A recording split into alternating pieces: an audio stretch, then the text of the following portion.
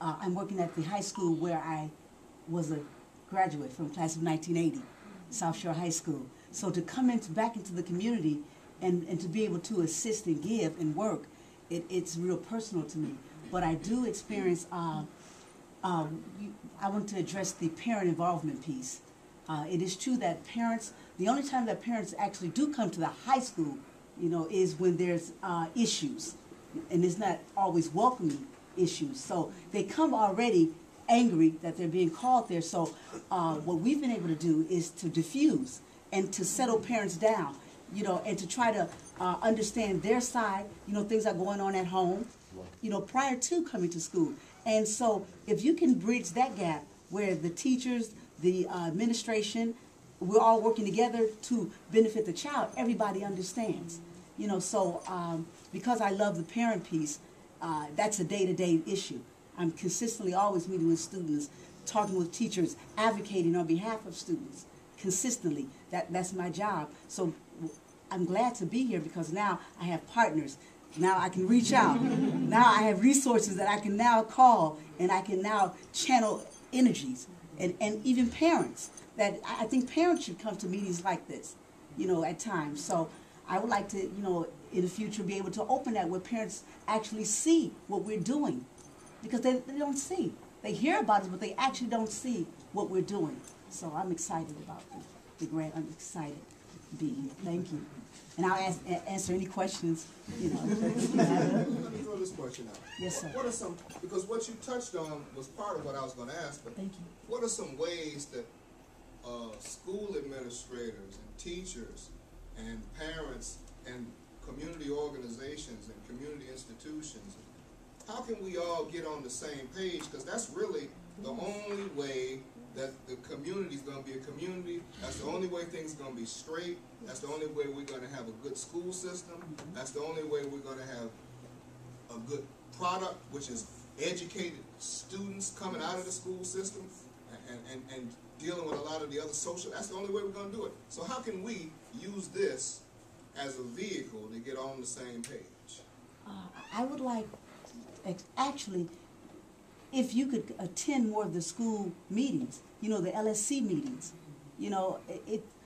if you could just be present, it would help people to see exactly that we're working together, because everybody is individually trying to accomplish one goal, and we're not doing it, because we're not collective and we're not, engaging the students, and then students need to know exactly what's going on, and we need to hear their voices, and a lot of times we don't. We develop programs and we say that this is for the students, but when you sit with the students on a one-on-one base, they're like, whatever.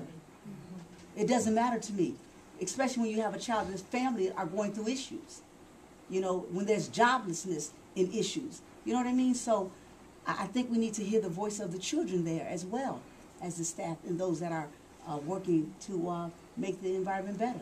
I would like to add to that. I think that we definitely need to be very intentional about connecting together. A lot of times we say we want to work together, and we don't go the extra mile to make sure that we're all working together. For me to come to this meeting today was a sacrifice because my son has to be picked up at school, but thank God his friends live in this area here, his friend's mother, so he's with her. I had to be very intentional because this is something I want to do and this is something I want to work out, and my day ends at 5 o'clock, but I had to make this an effort so this could happen. I think we need to be very intentional about our efforts on connecting with one another, and also be open to some of the conflict that may arise, because we are, it's a growth process, and I think we need to be intentional with the schools and open up that line of communication and really assess where the schools are, if they are in a position where they are ready to have that level of community involvement, understand what it means to them to have that level,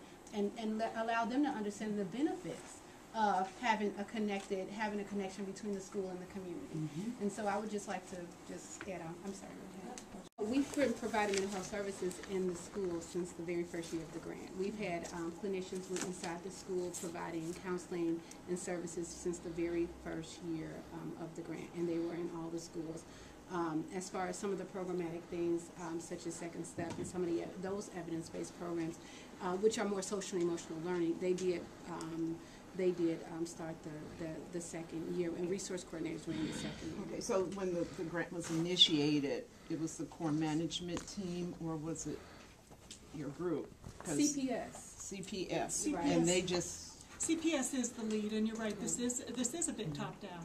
Absolutely. It's a top down, and but it's also, but as they go forward, I mean, so it was a grant written by CPS. They got the agreement of these other agencies to participate on the core management team.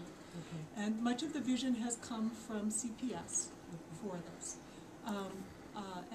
But I think there's also been a recognition on CPS parts and also the core management team that the community is very important, and it's taken this long to really start to make those connections. And so the question is how to keep moving this forward now that the connection has been made. I think you're at the right table for that, because these individuals here, and certainly even more, have what I would call the hearts and the guts to make it work, because they have been successful. And I know that on here you don't see the student and the student impact, but that's something that we value. That's something that we definitely value. Not the impact, And the input. The input, absolutely, and we definitely value that. Like I said, each of the schools have 2 student advisory teams, and and throughout we assess their perceptions of what we're doing. Speak on a few of the particular programs that we have going and letting them know where we could use their assistance in coming into the fold, and seeing how we could be of assistance to them as well. Because one belief that we have that over at MASH with making this a strong community is you have to have all the participation by the residents. Meaning the block clubs, we got to kind of get the blocks back to a state that they were in possibly in the late 80s, where everybody played a role, everybody had a piece of ownership in it, and the black church was the pillar in the black community. So we need to bring that back out and see if we can show the clergy that we support their efforts and that the clergy pulls in and supports our